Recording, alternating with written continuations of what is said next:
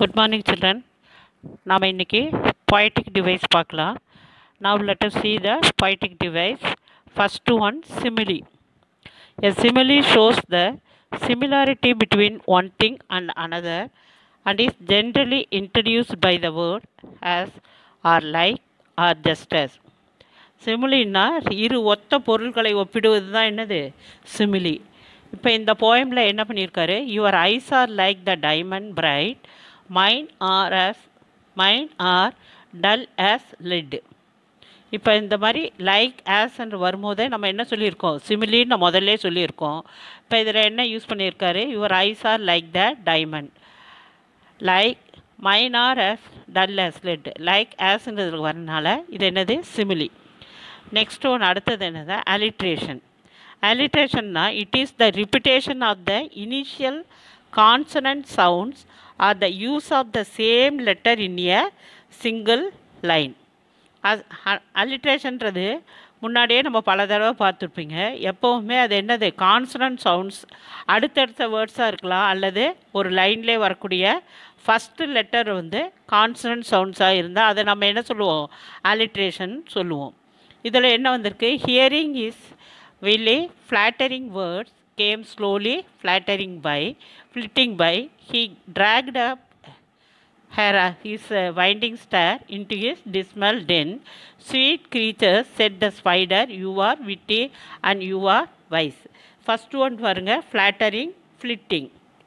Second one ல dismal, den. Third line ல witty, wise. இந்த மாதிரி நிறையா இருக்குது. நீங்கள் அதெல்லாம் என்னது ஆலிட்ரேஷனாக பார்த்துக்கலாம். அடுத்தது third one consonants. Third one என்ன வந்திருக்கு, கான்சனன்ட். இது என்னது, இதுலேயே சின்ன சின்ன டிஃப்ரென்ஸ் தான். இதெல்லாம் ஒரே மாதிரி தான் இருக்கும். அதே மாதிரி கான்சனன்ட் சவுண்ட்ஸ் தான். ஆனால் அது எப்படி இருக்கும், அது பிகினிங்லேயும் வரலாம், எண்டில் வரலாம், சென்டர்லேயும் வரலாம். இப்போ பாருங்கள் எக்ஸாம்பிள் என்ன கொடுத்துருக்கு, it is the prettiest little parlour that ever you did spy. The prettiest அதே மாதிரி கான்சனன்ட் சவுண்ட்ஸ் தான். அது எப்படி இருக்குது, ஃப்ரெண்ட் பிகினிங்கில் வந்திருக்கு பிரிட்டியஸ், பார்லரும் பிகினிங்கில் இருக்குது, ஸ்பை என்ன இருக்குது சென்டரில் இருக்குது. ஆனால் ஆலிட்ரேஷன் என்பது பிகினிங்கில் மட்டும்தான் வரும். கான்சனன்ட்ஸ் வந்து பிகினிங்லேயும் வரலாம், சென்டர்லேயும் வரலாம், எண்ட்லேயும் வரலாம். அடுத்த நெக்ஸ்ட் ஒன் என்ன கொடுத்துருக்காங்க, அசனன்ஸ். அசனன்ஸ்ன்றது வவ்வல் சவுண்டு. இதுவும் அப்படி தான், பிகினிங்லேயும் வரலாம், மிடில்லையும் வரலாம், எண்ட்லேயும் வரக்கூடியது. பாருங்கள் இந்த போயில் அந்த லைன் பாருங்கள், it's the prettiest little parlour that ever you did spy. It's அதில் பாருங்கள் E sound, prettiest E sound, little E sound, did E sound. இந்த மாதிரி வவ்வல் சவுண்டில் வரக்கூடியதெல்லாம் என்னது அசனன்ஸ். அடுத்தது அனஃபோரா. அனஃபோரான்றது it is the repetition of the same word in the beginning of consecutive lines. அனஃபோரான்றது ஒரு ஃப்ரேஸாக இருக்கலாம், அல்லது குரூப் ஆஃப் வேர்ட்ஸாக இருக்கலாம். அது திரும்பி ரிப்பீட்டடாக வரும்.